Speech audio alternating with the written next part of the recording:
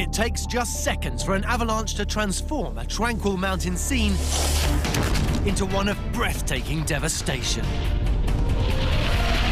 The very largest slides can release over 40 million cubic meters of snow. That's enough to fill 800 Olympic-sized swimming pools. So if you find yourself in one's path, you'd better hope that you can escape in time. But that's easier said than done. Dry powder avalanches are one of the fastest and most powerful chain reactions in nature. As they pick up more snow, they get faster. And as they get faster, they're able to dislodge and pick up yet more snow. Eventually, they reach a dangerous tipping point, a speed so fast that the avalanche will ride up onto a cushion of air, reducing friction and allowing it to move quicker still. So is it possible to outrun one? Olympic snowboarder Xavier Delarue is about to find out. He's being filmed by helicopter for an extreme sports movie when an avalanche erupts beneath his feet. Seconds later, a roaring wall of snow and ice is thundering towards him. But what happens next? Can Xavier outrun the avalanche, or is he about to get caught? He begins to open up a lead, but the cascading snow is picking up speed with every passing meter. And before long, Xavier goes under. Every year, around 150 people lose their lives to avalanches like this. But Xavier was lucky. After being dragged 3 kilometers down the mountain, he was eventually rescued.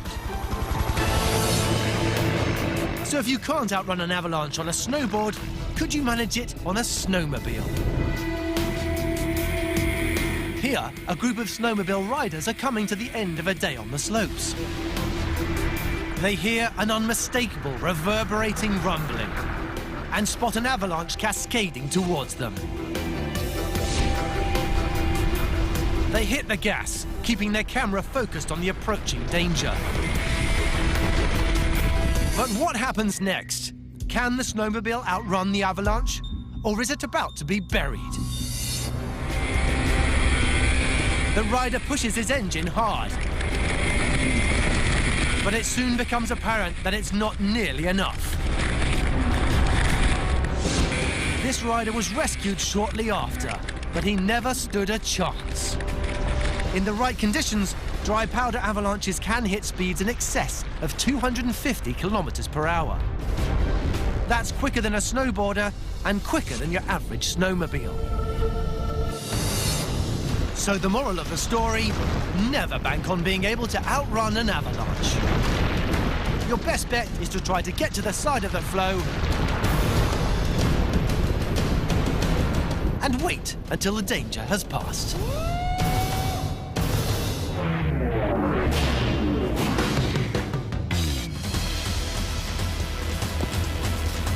Freerunners negotiate obstacles using just the human body.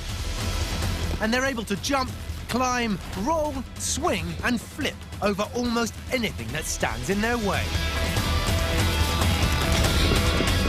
They make it look easy, but it takes practice, lots of practice. Here's an impressive-looking trick, the wall run and backflip. To pull it off, you need to keep your speed up and get a good grip on the wall. Take these 2 freerunners. They're each attempting one of these flips. But which one do you think pulls it off? Wall runner A or B? Before you answer, here's a clue. Take a look at their leading foot.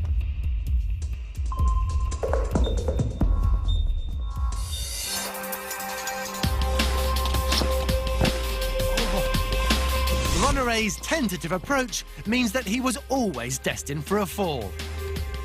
Whilst runner B nails it. By pushing his foot firmly into the wall to slow himself down, he's able to build friction. And it's that friction which allows him to climb, push, and flip. Runner A simply didn't hit the wall hard enough and fell back to earth with a crunch. Just don't be fooled into thinking that understanding the physics means you can pull off one of these stunts. This sport is dangerous and should be perfected in the gym. before you risk life and limb on the concrete.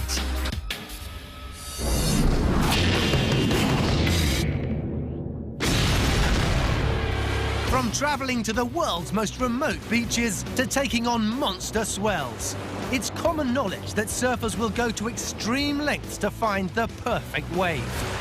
But this next guy takes that to a whole new level. In Galveston, Texas, Todd Bradley and his team have just caught a ride on the wake of a passing 100,000-ton ore carrier. Ships like these are some of the largest vessels afloat, and they can travel 30,000 kilometers in a single voyage. So here's the question. How far can you surf on their wake? 100 meters, 10 kilometers, or as far as the next port? Ships this big create an enormous wake, even visible from space. So you might think that Todd could surf on one indefinitely. There's just one thing stopping him. These waves form in a feathered pattern called a Kelvin wake. Water's resistance to movement or inertia causes it to ride up in front of a ship. Eventually, gravity overpowers it, pulling the water back down and forming separate waves. They're easy to spot, always forming at an angle of precisely 19.5 degrees, whether they're made by a ship or by a passing duck. Crucially for Todd, their broken shape means you can't ride them forever. But you can hang on until they dissipate. And for this ship, they hold together long enough for Todd to surf almost 10 kilometers. That's far longer than you could ever hope to surf on the beach.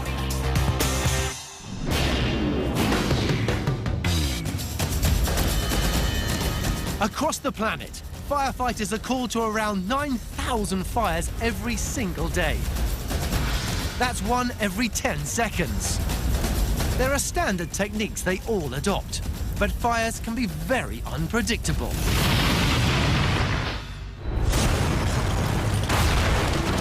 These terrifying explosions are known as backdrafts. They can catch even the most experienced firefighter off guard. So what is it that causes these sudden, deadly blasts?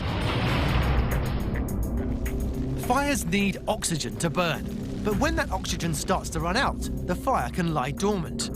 A lurking monster surrounded by super hot carbon monoxide smoke.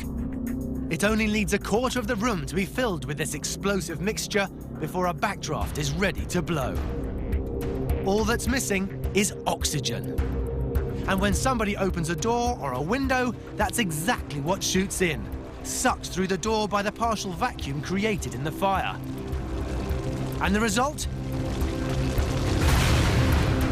An enormous explosion. This training video shows how dangerous even a small backdraft can be.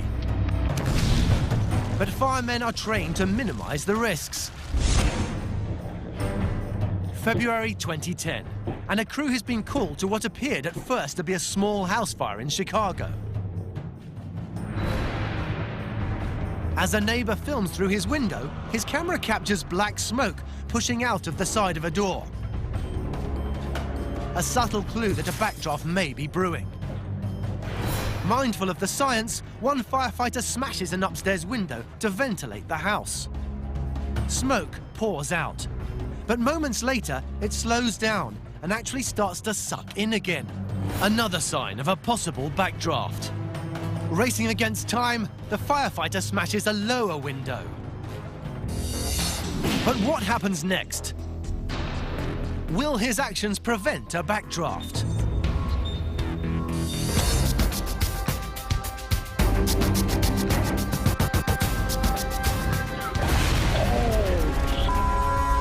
That's a definite no. Neither he nor his colleagues expected the blast, and they were all engulfed. So what went wrong? Ventilating upstairs was a good idea. Smoke rises, and you can see it bellowing out. But if he'd waited before smashing that downstairs window, the outcome could have been different. Because by then, the carbon monoxide levels may have reduced sufficiently to prevent the explosion. A clear demonstration of the often terrifying split-second decisions faced by the world's firefighters every day. Coming up, vultures on a collision course. A terrifying case of the shakes. And a fingertip away from disaster.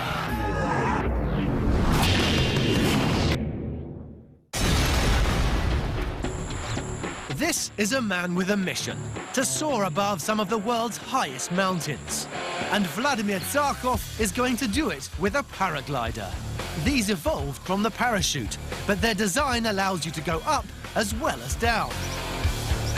Pilots typically make a running takeoff from a hill.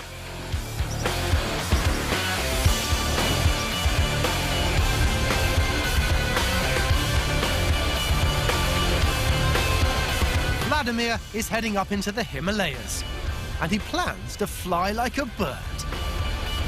Which is appropriate, because the science that's allowing him to soar upwards has been inspired by birds. He's using thermal air currents. You find these in places where the temperature of the air varies according to what's below. Typically, the warmer air rises between 1 and 5 meters a second. Birds such as hawks seek out thermals. They circle around in them and rise up. And that's exactly what a paraglider pilot does, often reaching altitudes of several thousand meters. However, birds have been known to latch on to paraglider pilots and copy them, so they can soar higher. And that's why Vladimir suddenly finds he's got company. He's being stalked by 2 vultures. And as birds and birdman circle around the thermal, their paths are about to cross. They're on a collision course. So what happens next? One vulture swerves just in time. The other slams right into Vladimir's cables, causing the canopy to twist out of shape. He's lost almost all maneuverability. And with 300 meters between him and the mountains below, he's going to attempt a crash landing. Because of the tangle, he's lost all lift from the thermals. The priority now is to slow his rate of descent. Far from slowing down, though, he's speeding up and spinning round. He can't dodge, he can't climb. And for 17 seconds, he's in freefall. He deploys his reserve chute, which starts to slow him down. But the ground's approaching fast, and there's no obvious landing place.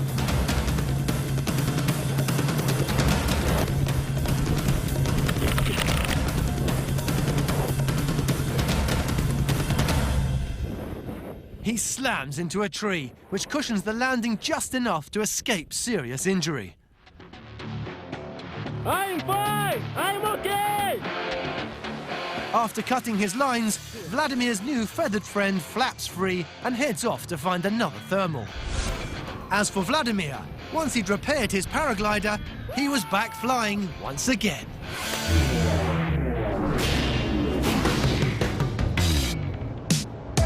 Nothing helps while away a long drive quite like cranking your music up to 11. But some are taking this a little too far. In fact, some bass lovers haven't just been pushing their car stereos to the limit, but also their windscreens. This is happening because of an effect known as resonance. And it's an effect that is best explained with the help of a small child and a playground swing. Push the child too often, or not often enough, and it simply won't work. But time your pushes to match the return of the swing, and they'll start to go higher. That's pretty much what's happening to the glass. The compressed air formed by sound waves makes the windscreen vibrate. And if they're at the right frequency, they'll hit the glass just as it flexes, and it'll resonate and crack. So that's how sound can affect a brittle material like glass. But can something soft, like a person's hair, also be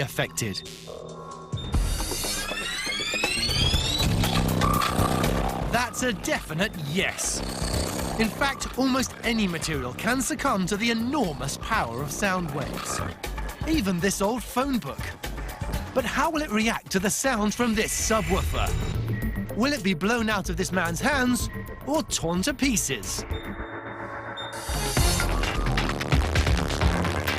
That's one bit of science that's useful to remember, if ever you can't find a shredder. Even if it does make quite a mess.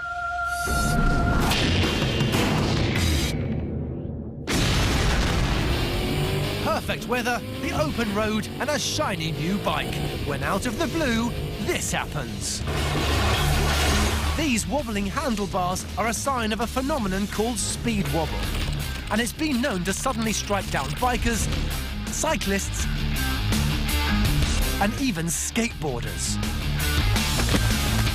Believe it or not, these crashes all have something in common with the smashed windscreens we saw earlier. Resonance. Just as those sound waves were perfectly timed to make the glass vibrate, the bumps found on tarmac can also make an entire bike vibrate. Every bike has a frequency at which this will happen, known as the shimmy frequency. And when it's hit, it'll begin to resonate and wobble, uncontrollably. That's exactly what's about to happen to this rider. An ill-advised wheelie has resulted in some serious speed wobble. But can he regain control?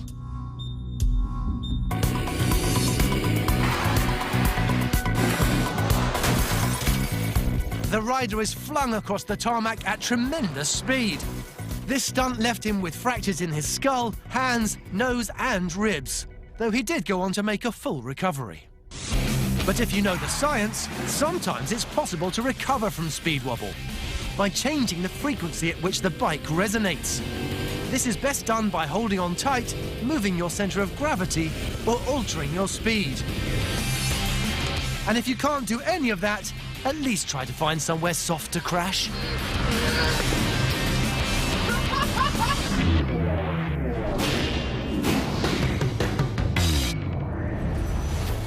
It's rated by insurance companies as one of the top 10 most dangerous outdoor pursuits. And it's easy to see why. Clinging like a limpet to a vertical rock face requires strength, determination, and experience. But when it all goes pear-shaped, the only thing standing between a rock climber and a very nasty fall is science. In particular, these climbers owe their lives to friction. As they ascend, climbers typically stick little metal wedges into cracks in the rock. They thread their safety rope through loops connected to each wedge. Down below, a climbing buddy holds the other end, but not with their hands alone, as they would almost certainly lose their grip if the climber suddenly fell.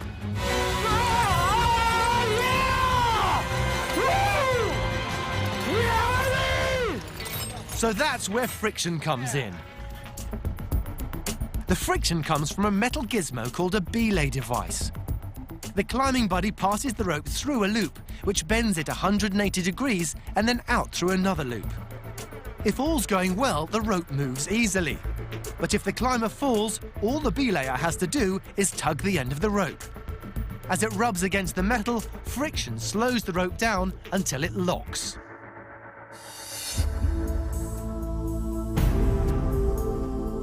Celebrated Swiss rock climber Didier Berthaud is about to trust his life to a belay device. He's in the Canadian province of British Columbia, hoping to be the first to complete one of the world's toughest climbs. It's called the Cobra, and the only way up is via this narrow 30-meter-long vertical crack. Bit by bit, he hauls himself up the tiny crack, which at times is only wide enough for one finger.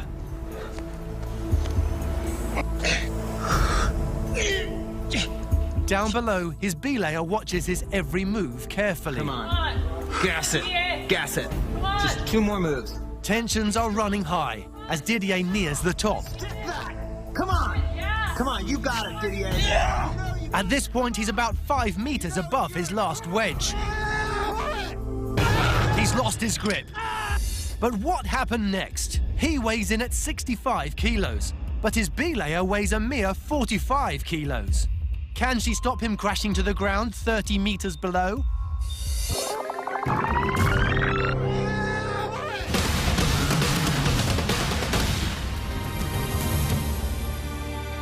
Yes, she can. But what just happened? The belay device helped her hang on to the rope by multiplying the force her hands could apply to it. But as she's so much lighter, more science was required to stop Didier hitting the ground. This time, the science comes in the shape of a stretchy rope. Modern dynamic ropes are designed to stretch by around 8%, which helps counteract the instantaneous force generated during a fall.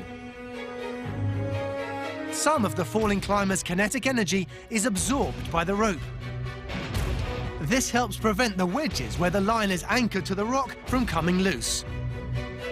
So although Didier's belayer was jerked 5 meters up the rock, she, together with the dynamic rope, saved his life.